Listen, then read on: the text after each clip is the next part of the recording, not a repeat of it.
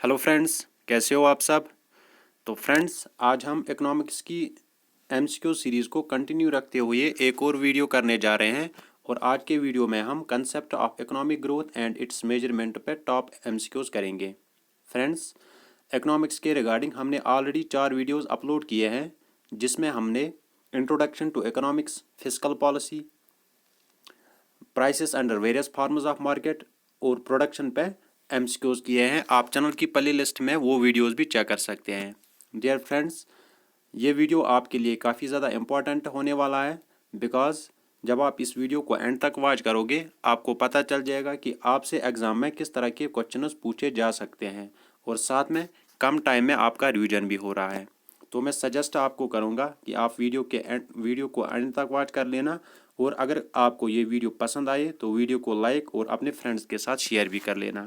तो फ्रेंड्स, चलो हम आज का वीडियो स्टार्ट करते हैं। Question number 1.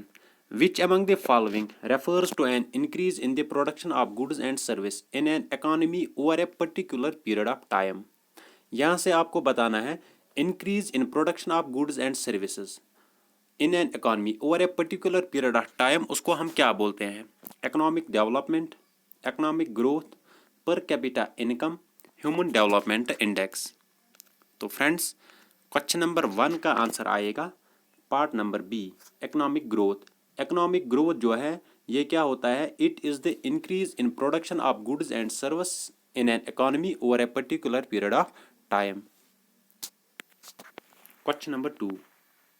Who among the following said that economic growth means the output per head of population? नीचे दिए गए हैं कुछ इकोनॉमिस्ट्स है, आपको यहाँ से बताना है कि किस इकोनॉमिस्ट ने कहा था कि इकोनॉमिक ग्रोथ का मीन क्या है? आउटपुट पर हेड ऑफ पॉपुलेशन। पॉपुलेशन में जितने बंदे हैं उनके रिगार्डिंग आउटपुट पर हेड उसने यही बोला था कि ग्रोथ इसको बोलते हैं।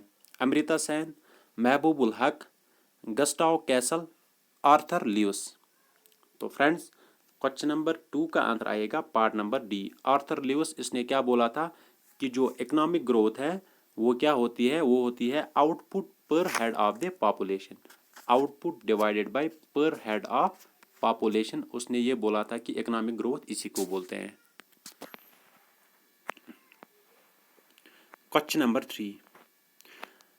Which of the following is the most appropriate method of measuring economic growth? Economic growth measure करने कुछ मेथड्स है, आपको यहाँ से अप्रोप्रिएट मेथड चूज करने हैं। 1 है ग्रॉस नेशनल प्रोडक्ट, 2 पर capita income, 3 gross domestic product, 4 human development index. आपको यहाँ से करेक्ट कोड चूज करने हैं। पार्ट नंबर ए है 1 and 2 only, part number B है 2 and 3 only, part number C है 1, 2 and 3 only, part number D है 1, 2, 3, 4। तो फ्रेंड्स, क्वेश्चन नंबर 3 का आंसर आएगा part number B, per capita income और gross domestic product. These are the most appropriate methods for measuring the economic growth. याद रख लेना है आपको। Question number 4. Which of the following explains the term economic growth? आपको यहाँ से बताना है कि कौन सी टर्म एक्सप्लेन क्या करती, किसको एक्सप्लेन करती है इकोनॉमिक ग्रोथ को? Increase in per capita production, increase in per capita real income, structural change in the economy, all of the above, only A and B. तो फ्रेंड्स, क्वेश्चन नंबर 4 जो है इसका आंसर आएगा part number D, all of the above. देखो, economic growth के regarding ये term भी सही है, increase in per capita production, increase in per capita real income, structural change in economy, ये सारी टर्म्स इकोनॉमिक ग्रोथ के रिगार्डिंग करेक्ट है। तो इसका आंसर आएगा part number D, all of the above. Question number 5. Scarcity of capital, technology backwardness and unemployment are generally found in। Scarcity of capital, capital की कमी, जो टेक्नोलॉजी वहाँ पे होती है वो सही नहीं होती है, और एम्प्लॉयमेंट ये जनरली कहाँ पे फाउंड किया जाता है? Developed countries, under developed countries, progressive countries, none of the above. तो फ्रेंड्स, क्वेश्चन नंबर 5 जो है इसका आंसर आएगा अंडर डेवलप्ड कंट्रीज। जो अंडर डेवलप्ड, जो अभी डेवलप नहीं हुई है, वहाँ पे क्या होता है? कैपिटल वहाँ से सही नहीं होता है, और टेक्नोलॉजी जो वो इस्तेमाल करते हैं वो भी अच्छी नहीं होती है। जो डेवलप्ड कंट्रीज होती है वहाँ पे कैपिटल अच्छा से होता है, और टेक्नोलॉजी डेवलपमेंट भी वहाँ से अच्छी होती है। Question number 5. The concept of PQLI was developed by. Concept of PQLI. PQLI की फुल फॉर्म क्या है? Physical quality of life index. इसका कंसेप्ट किसने दिया था? Morris D Morris, UNO, UNDP, Oxford poverty and human development initiative. तो friends, question number 6 का answer आएगा पार्ट नंबर ए. PQLI इसकी फुल फॉर्म मैंने आपको बताई क्या है. इसकी फुल फॉर्म फिजिकल, ठीक है, quality of life index. Of life index, ये इसकी फुल फॉर्म है. इसका कंसेप्ट किसने दिया था? मॉरिस डी मॉरिस ने. ठीक है. जो question number 7. The parameters of PQLI are. जो physical quality of life index है, इसके पैरामीटर्स क्या क्या हैं? Life expectancy index, standard of living index, infant mortality rate, all of the above, या ओनली ए एंड सी. तो friends, question number 7 जो है, इसका आंसर आएगा part number E, only A and C. Life expectancy index और infant mortality rate. इसके अलावा इसका तीसरा एक और पैरामीटर है, वो है बेसिक लिटरेसी रेट. ठीक है. ये 3 पैरामीटर्स किसके हैं? PQLI physical quality of life index. एक है life expectancy index, infant mortality rate और बेसिक लिटरेसी रेट. ये इसके 3 पैरामीटर्स हैं. तो इसका आंसर आएगा part number E, only A and C. Question number 8. The concept of HDI was popularized by. जो ह्यूमन डेवलपमेंट इंडेक्स है, इसका कंसेप्ट किसने पॉपुलर किया था? Morris D Morris, Adam Smith, Keynes, Mahbubul हक.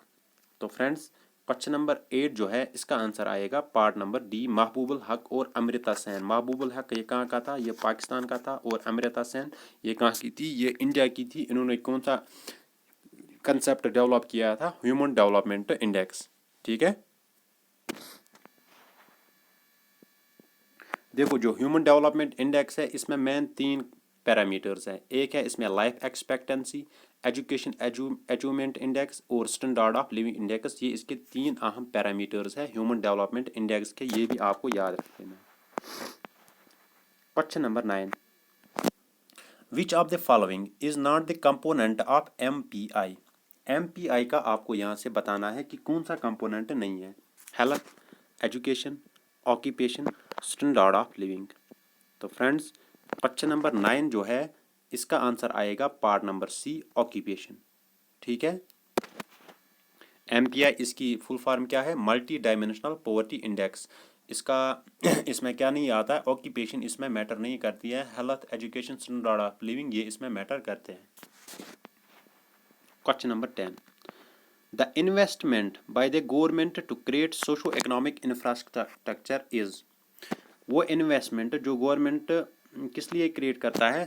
To create social economic infrastructure. उसको हम क्या बोलते हैं? Induced investment, autonomous investment, incremental COR, none of the above. तो फ्रेंड्स, क्वेश्चन नंबर 10 का आंसर आएगा part number B, autonomous investment.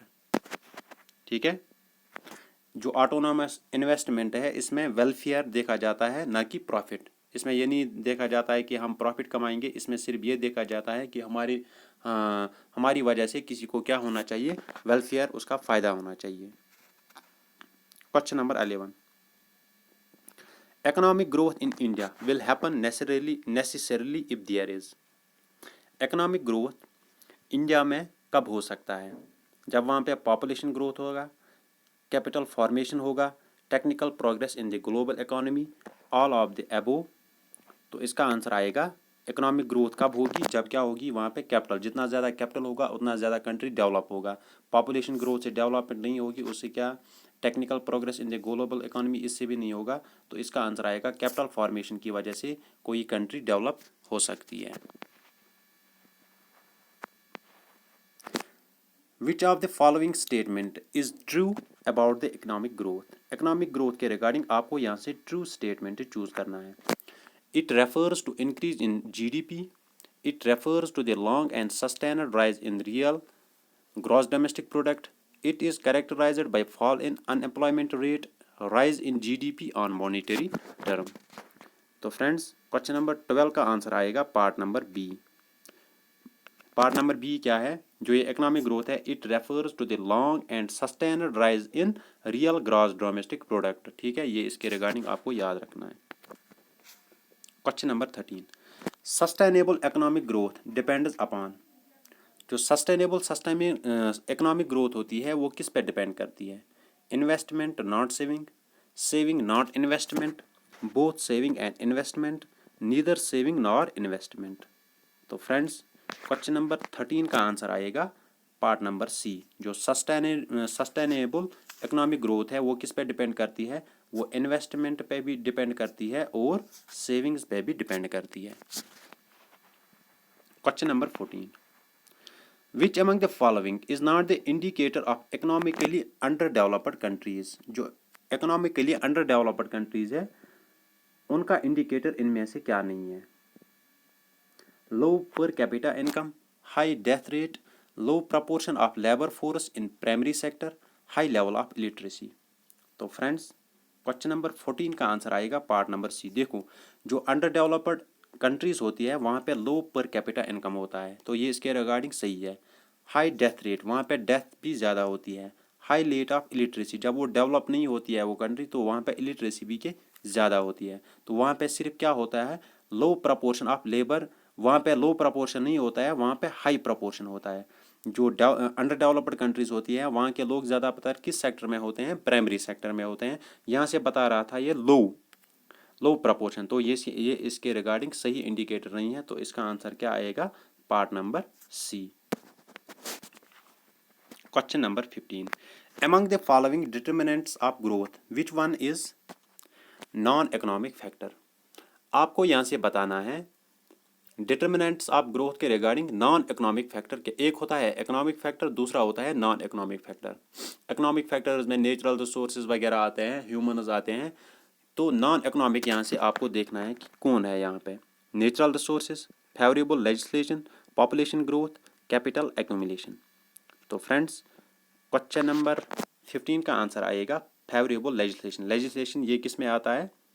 ये नॉन इकोनॉमिक फैक्टर है। ठीक है, natural resources, population growth, capital accumulation, ये क्या है? ये इकोनॉमिक फैक्टर्स हैं। Question number 16, among the various determinants of growth of national wealth Adam Smith gave more importance to। जो डिटर्मिनेंट्स ऑफ ग्रोथ होते हैं नेशनल वेल्थ के, एडम स्मिथ ने किस को ज़्यादा इंपॉर्टेंस दी थी? Division of labour, capital, natural resources, technology. तो फ्रेंड्स क्वेश्चन नंबर 16 जो है इसका आंसर आएगा part number A, division of labour. इस पे एडम स्मिथ ने ज़्यादा फोकस दिया था, किसमें? ग्रोथ में, ग्रोथ के regarding. Question number 17, to achieve full economic growth, Malthus laid special emphasis on the proper combination of। Full economic growth achieve करने के लिए एक इकोनॉमिस्ट है, उसका नाम है माल्थस। उसने किस पे ज़्यादा फोकस किया था? Production and distribution, natural resources and capital, labour and technology, production and trade. तो फ्रेंड्स क्वेश्चन नंबर 17 का आंसर आएगा part number A, production and distribution. इस पे माल्थस ने ज़्यादा इंपॉर्टेंस दी थी। Question number 18, which among the following about strategy of balanced growth is right? Balanced growth के regarding आपको करेक्ट स्ट्रेटजी चूज करनी है। All sectors are independent, simultaneous investment in all sectors, simultaneous investment in developed sectors, all of the above. तो friends question number 18 जो है इसका answer आएगा part number B. हर एक सेक्टर में, बी इट प्राइमरी, सेकेंडरी और टर्शियरी सेक्टर, हर एक में इन्वेस्टमेंट करनी है। उससे क्या होता है? बैलेंस्ड ग्रोथ किसी कंट्री की होती है।